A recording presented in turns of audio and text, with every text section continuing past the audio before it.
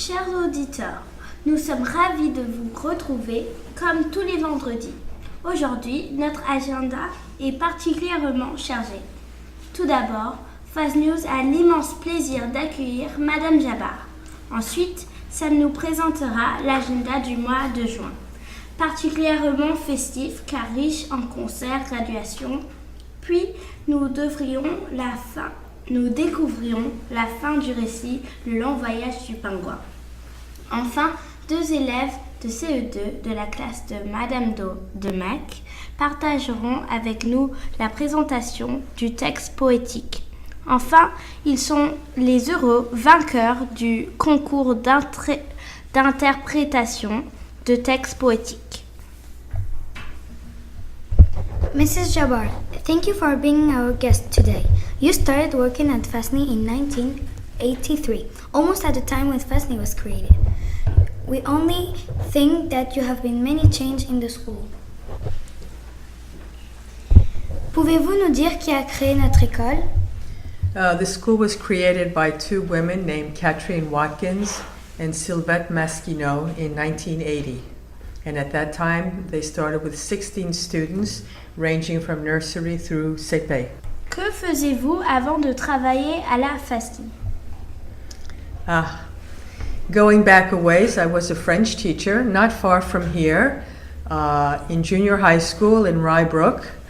And afterwards, I worked for a company called L'Oréal. Actually, I worked for a division called Lancôme, and I worked there for several years until I got married, and then I moved to Paris and continued to work for L'Oréal.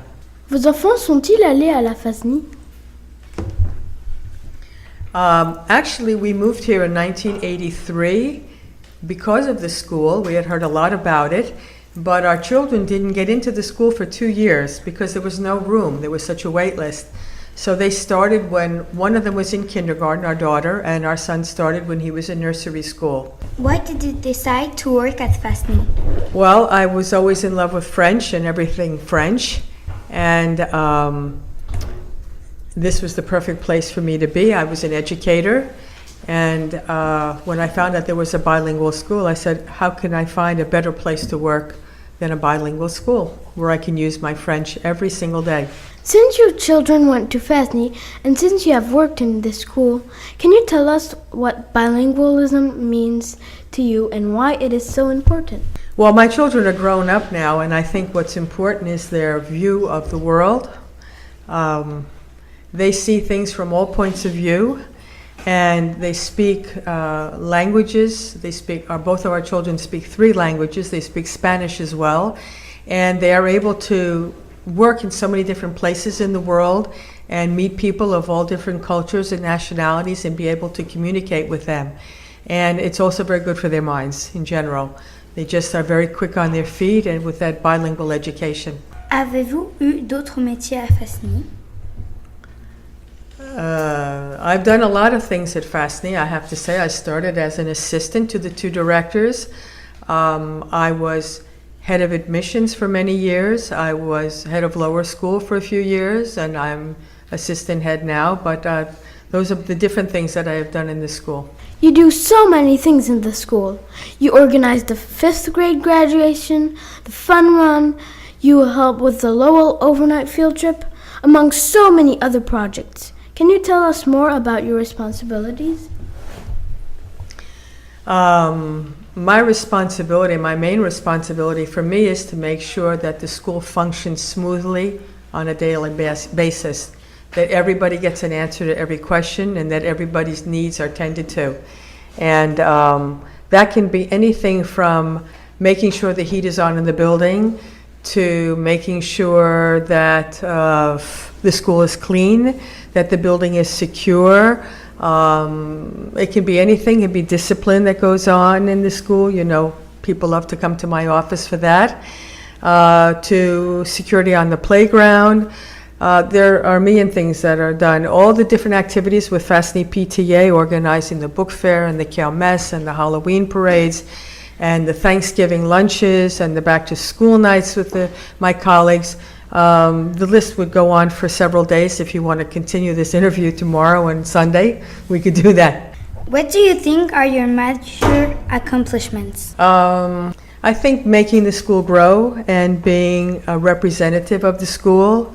Public relations, if you know what that means, is very important. That means making sure that everybody in the community knows who we are and what we do, and making sure everybody within the community, outside of the, let's see, within the Fastney community, they all know what goes on in the school every single day, and to promote our school and to be the spokesperson for the school.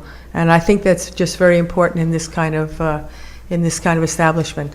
What major changes have you seen in the school since you have started? Well, for one, the school has gotten bigger. When I started here, I think we went up to maybe CE2 or CM1, and then we moved from one building to a second building, to a third building, to a fourth building. And so that's one big major change. Much more English in some of the grades, especially starting in elementary school. In the beginning, there was only a period of English per day, starting in CP, and so that was a big major change. More clubs, big after-school program. We had one club when I joined the school. There was one after-school club in CZM, and that was it. All the athletic teams, we didn't have any sports teams in the secondary. You'll be very lucky to do that next year in CZM. So those are some of the, oh, and of course, going to the bac. That was always my dream, because our children couldn't go to the baccalaureate because they only went up to 10th grade here. And they had to go, my son went to the lycée and our daughter went to public school. So that's a big major change, and now with the International Baccalaureate, that's another option for children. So this is a large expansion that we have, that the school has accomplished over the years. What major changes would you like to see at Fastney? I think I would eventually love to see everybody on one campus with beautiful athletic fields and all the kinds of facilities. So that would be the major change that I would like to see. I think in my dreams, when I was a young parent, most of those dreams have been realized, but not that one. And we got close, but hopefully one day we will actually get there, so that when children come back years later, what we call alumni, when they come back and they visit the campus, that they really have a campus to go to that they can call theirs, that's not shared with any other groups. We can greet people, but that it's really our campus and our soccer field and our football field. My best memory at Fastney is Lowell. What is yours? Besides coming to school every day, my best memory is, I said this last night, my best memory is being in some of the musicals. And I was in 3 different musicals, and I really loved them. The Spelling Bees, Halloween parades, and Thanksgiving lunches. I probably never sit down for lunch, and that's the one time I can sit down with my colleagues and all the students in the school and have lunch. So those, and also the fun runs and snow days. Quel est votre souvenir le plus amusant? I think I don't know if I have one particular one that I can think of offhand. I think sometimes when children come in the office and they think I'm going to eat them up, if they've been disobedient in class or something like that, and we have a nice talk. And one child in particular, he walked out one day and he said, "That didn't hurt at all." And there's a lot of instances like that where they think that they're going to be in for a big lecture or they're going to be punished or what have you. And they tell me why they've done something, and it is so silly that I have to turn around and hide my laughter sometimes, because in the end, I think I'm, a pretty fair person.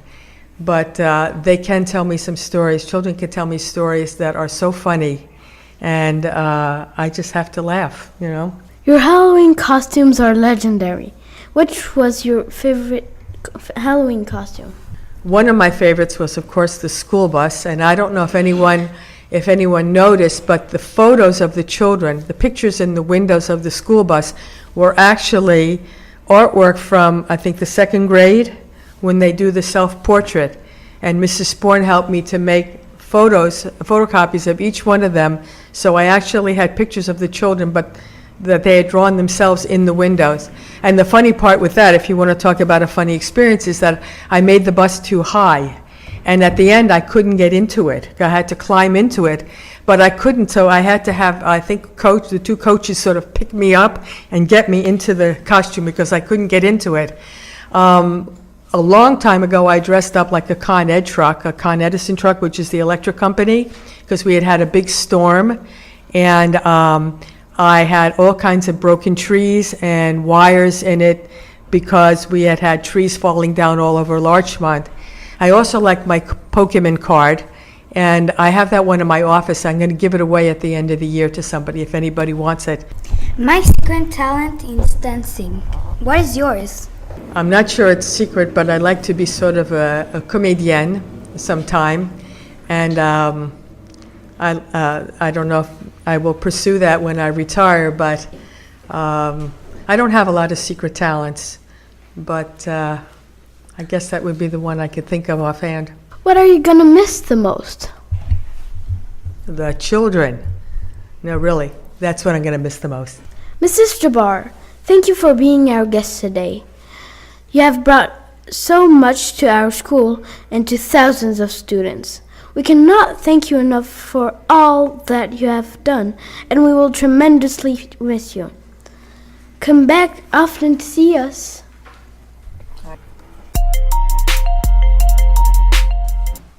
Bonjour tout le monde, auditeurs de Fast News, ici Sam et je vais vous présenter l'agenda de juin. Le 2 juin, demain, samedi, nous avons la kermesse et c'est la 25e fois que ça se passe. Le 5 juin, nous avons le concert des CP, CE1 et CE2 à 8h45 du matin. Le 6 juin, le Spelling Bee des CE2, CM1, CM2 et ceci se passe à 11h. Le 7 juin, le dernier jour de soutien. Le 8 juin, les American Young Voices. Le 12 juin, le concert des CM1 et CM2 à 8h45. Le 17 juin, c'est la fête des pères et ceci se passe toute la journée. Et le 18 juin, la graduation des CM2 de 9h à 10h. Et finalement, le 19 juin, le dernier jour d'école pour les élèves et la graduation des CM2 à 18h30.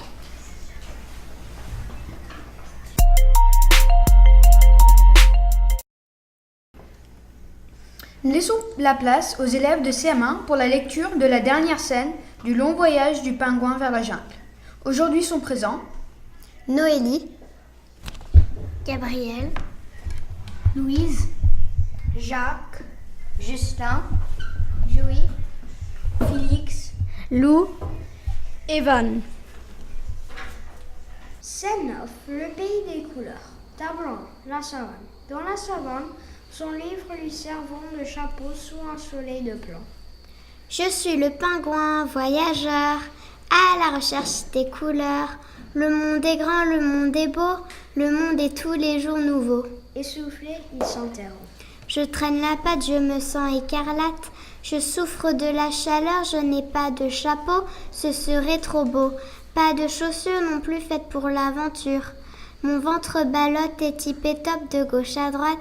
Et ma tête au soleil fricote comme des œufs au plat qu'on aurait oubliés sur le feu. Je pense en vers depuis que j'ai mis les pieds sur terre, après avoir pensé en prose. Soudain comme ça, je pense plus en prose et en vers libre évidemment, c'est sans doute l'environnement. Il s'arrête, s'ébranche, trouve un peu d'ombre. Récapitulons pendant que nous marchons. Un soir sur la banquise, j'ai fait le grand plongeon. Ça me semble lointain, comme si je parlais d'un autre pingouin. Ensuite, j'ai nagé sur l'océan, pas toujours accueillant. Souvenons-nous la pieuvre Barbanègre et les pêcheurs qui voulaient me mettre en conserve. Et la petite sirène, pas vraiment de bonne humeur. Et les oies charmantes et sauvages qui m'apprennent la boussole. Et le petit Eric qui me fait cadeau d'une montre. Il y a aussi Dame Baleine et puis le collier de saphir. Pour le meilleur et pour le pire, et la lecture de Jules Verne dans la cabine du navire. Tout se bouscule dans mon souvenir. Quel voyage à mon âge, quel chemin pour un pingouin. Entre le zèbre. Ciel, un cousin. Il n'est plus temps de faire le point. Ce que je vois n'est pas un rêve, mais un animal qui est tout entier et dessiné en noir et blanc et de la tête aux pieds. Je suis le zèbre et ses zébrures. Je suis le pingouin en chemin. Parlez plus bas, ami pingouin. La jungle n'est pas très loin, où vivent les crocodiles sans scrupules, et les singes taquins, les lions en bande qui me chassent impitoyablement, et les éléphants si pesants qu'ils écrasent tout sur leur passage, plus toute la smala des méchants tigres, jaguars, hyènes, orang-outans. Je vous le dis, par amitié, vous qui ne semblez pas d'ici, il faut se faire tout petit. J'ai jusqu'ici su éviter les gros tracas. Vous n'avez pourtant pas de quoi faire peur. J'ai de quoi plaire et je suis de bonne humeur. Tant mieux pour vous, ami pingouin. Cachez que vous m'avez croisé. Attendez, zèbre, les couleurs. Ne me dites pas que par ici vous êtes tout en noir et blanc. Ce serait trop décevant. Non, ami pingouin, vous en verrez de toutes les couleurs, et des fauves, et des rouges, et des gris, et des verts, fourrés sous l'eau ou dans les branches, tapis dans l'ombre, pendus aux lianes, partout ils font le guet, prêts à sauter, prêts à vous chatouiller, prêts à vous effrayer, prêts à vous dévorer. Pour moi qui suis un doux rêveur, c'est trop d'angoisse, c'est trop de peur. Regardez mon pelage, je suis une œuvre d'art, et eux, ce sont d'affreux consommateurs. Je me ferai ma propre idée. Dieu vous garde des illusions. Je me garde tout seul, monsieur, le donneur de leçons. Si c'est ainsi, je me retire de la conversation. Je vous en donne l'occasion. Au moins, vous aurais-je, monsieur, donné l'information. Information n'est pas raison. À chacun son interprétation. Mon expérience vous eût servi, car je suis habitant d'ici. Laissez donc à chacun l'occasion de vivre sa vie. Puisque les dangers vous attirent. Ce ne sont pas les premiers qu'il faudra fuir. Vous êtes bâti pour l'aventure, je n'ai rien à redire. Portez-vous bien, monsieur, dont les rayures s'additionnent.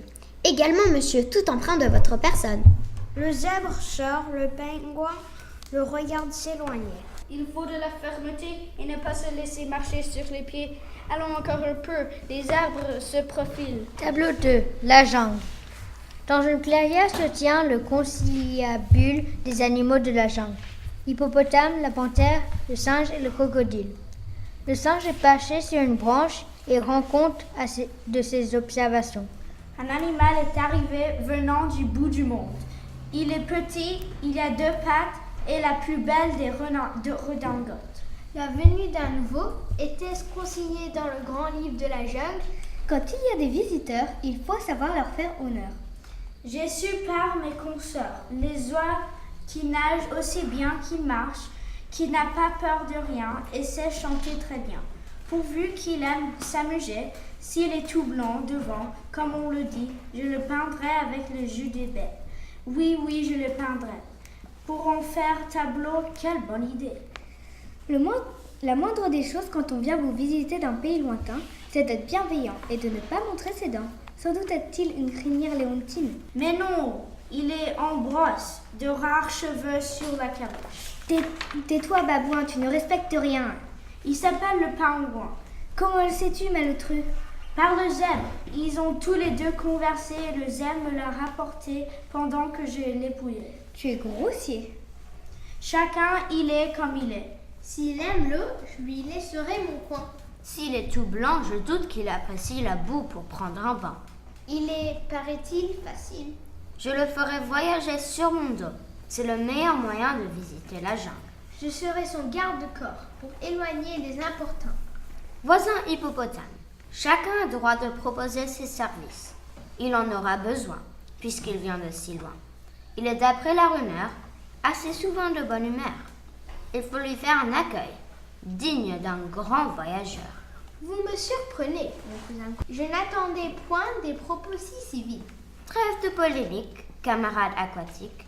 Êtes-vous prêts, comme je le suggère, à vous entendre avec nos congénères pour organiser cet accueil? Depuis longtemps, la jungle n'a pas été en fête. C'est l'occasion. Je suis d'accord. Une fois n'est pas coutume. À vous, cher ami, d'ouvrir la réunion. Animaux de la jungle, ô vous mes congénères, il n'est plus temps aujourd'hui de se méfier les uns des autres. Unissons-nous pour accueillir le pingouin qui a bravé la mer et ses dangers, a quitté père et mère pour nous rencontrer Accueillons-le avec civilité. Il faut lui faire une grande fête. Nous, la Panthère, nous nous joignons à votre réunion à condition d'être au premier rang pour saluer le nouvel arrivant. Nous nous joignons à votre réunion. Nous nous joignons à votre réunion. L'écho se répercute dans toute la jungle. Nos compères, les animaux, s'affairent pour préparer un accueil digne de Néfertiti. Le singe fait circuler un miroir. Au passage, il passe une brosse sur l'hippopotame. La panthère, entre tous, avide de connaître le voyageur, se peigne et s'étire. Le crocodile se brosse les dents. Faites silence. Écoutez bien. Quel est ce bruit de chaudière qui vient briser l'harmonie? C'est lui, il a dû s'endormir à 2 pas d'ici. Lui? Le pingouin, il ronfle, il a sommeil, il dort bien, le cousin. Je vais le chercher, je l'amènerai sur mon dos et quand il se réveillera, nous lui ferons la fête. Restez tous là. C'est moi qui ai tout organisé, moi qui ai eu l'idée. Et maintenant, je suis plus qu'un parmi les autres, comme un vulgaire invité. Je vais préparer un bouquet pour me distinguer. Il faudra prendre des photos. Il faut lui faire un cadeau. Chacun devra se présenter sans bégayer. Chut, chut, parole de Ouistiti. Faudra pas qu'il nous entende. Dans un grand silence, la panthère entre dans la clairière. L'autre tant attendu, allongé sur son dos, elle le dépose méticuleusement, le redresse debout avec délicatesse pour ne pas le réveiller et s'écarte. C'est un concert d'étonnement. Oh, ah, ouf, Comme il est séduisant. Il a l'air gentil. On dirait un enfant. Son ventre y rebondit. Il doit être gourmand. Je vais toucher son poil. Non, non, non! Il a le port altier même en dormant.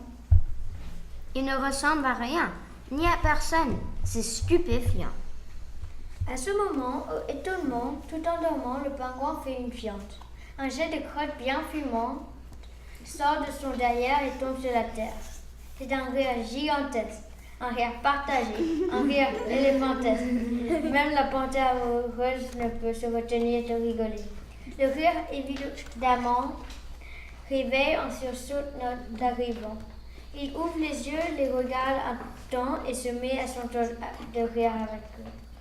Ils l'applaudissent, l'embrassent, le chahutent, le portent tour à tour, le touchent, le chatouillent, le font sauter en l'air comme un héros. Sans savoir pourquoi, voilà qu'il se met à chanter. Les autres font silence.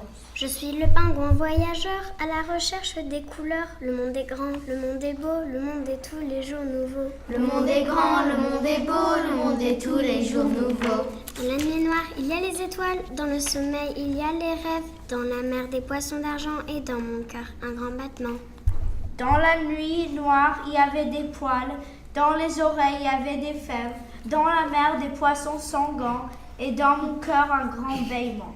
Tais-toi, babouin, arrête de faire le malin. Continue, pingouin, ne fais pas attention, c'est un malotru. Moi je suis pile et je suis face. À pile je suis blanc, à face je suis noir. Personne n'est tout blanc, personne n'est tout noir. Personne n'est tout blanc, personne n'est tout noir. Plus tard, épuisé par la fête, tout s'affale et s'allonge. Nous te fabriquerons une demeure, cher voyageur. Il faut qu'elle soit fraîche. Je te creuserai près du fleuve un grand trou. Je taillerai avec mes frères des escaliers à l'intérieur. Le serpent s'occupera des trous d'aération. Et moi, je dirigerai les opérations. C'est moi qui m'occuperai de la décoration. Moi, je t'apporterai des poissons. Tu seras notre roi. Tu seras notre roi. Tu seras notre roi. Il n'en est pas question. Je veux être un ami. Je suis votre invité. Je suis magnifiquement traité. Mais d'être un prince ou bien un roi, je n'ai pas cette ambition. C'est trop de complications. Il a raison. Il faut qu'il se sente à la maison. Laissons-lui le temps de prendre sa décision. Il s'endorme autour de lui et commence à ronfler. Seul notre pingouin reste éveillé. Scène 10. Épilogue. Me voilà au pays des couleurs. Comme ils m'ont bien reçu, comme ils m'ont fait la fête, ils veulent me construire une maison près du fleuve. Est-ce que j'ai envie d'habiter une maison ? Peut-être je préfère continuer mon voyage sans savoir ce que je cherche, sans savoir ce que je vais trouver sur mon chemin. Quand on reste trop longtemps au même endroit, il y a toujours quelqu'un qui veut vous garder pour soi. Je ne me sens pas fait pour la possession. On dirait que la lune m'écoute et veut me donner un conseil. Elle est blanche comme la banquise, comme les étendues glacées de mon pays. Peut-être j'ai envie de retourner dans le monde noir et blanc. Il s'écarte des animaux endormis, déambule, s'approche du public, un peu rêveur, les yeux grands ouverts. C'est drôle de devenir grand.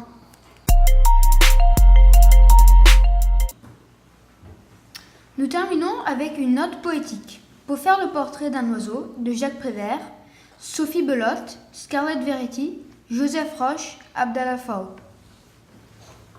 Pour faire le portrait d'un oiseau, peindre d'abord le cage avec une porte ouverte. Peindre ensuite quelque chose de joli, quelque chose de simple, quelque chose de beau, quelque chose d'utile pour l'oiseau. Placer ensuite la toile contre un arbre, dans un jardin, dans un bois ou dans une forêt. Se cacher derrière l'arbre, sans rien dire, sans bouger. Parfois, l'oiseau arrive vite, mais s'il peut aussi bien mettre de longues années avant de se décider. Ne pas se décourager. Attendre s'il le faut pendant des années. La vitesse ou la lenteur de l'arrivée de l'oiseau n'ayant aucun rapport avec la réussite du tableau. Quand l'oiseau arrive, s'il arrive, observez le plus profond silence. Attendre que l'oiseau entre dans la cage et quand il est entré, fermez doucement la porte avec le pinceau. Puis, effacez un à un tous les barreaux en ayant soin de ne toucher aucune des plumes de l'oiseau. Faire ensuite le portrait de l'arbre en choisissant la plus belle de ses branches pour l'oiseau. Peindre aussi le vert feuillage et la fraîcheur du vent, la poussière du soleil et le bruit des bêtes de l'herbe dans la chaleur de l'été. Et puis, attendre que l'oiseau se décide à chanter. Si l'oiseau ne chante pas, c'est mauvais signe, signe que le tableau est mauvais. Mais s'il chante, c'est bon signe, signe que vous pouvez signer. Alors, vous arrachez tout doucement une plume de l'oiseau et vous écrivez vos noms dans un coin du tableau. Jacques Prévert. Merci pour cette talentueuse interprétation. Chers auditeurs, notre émission s'achève et nous nous retrouvons la semaine prochaine pour l'interview de la journaliste Juliette Desmas, journaliste à France Amérique.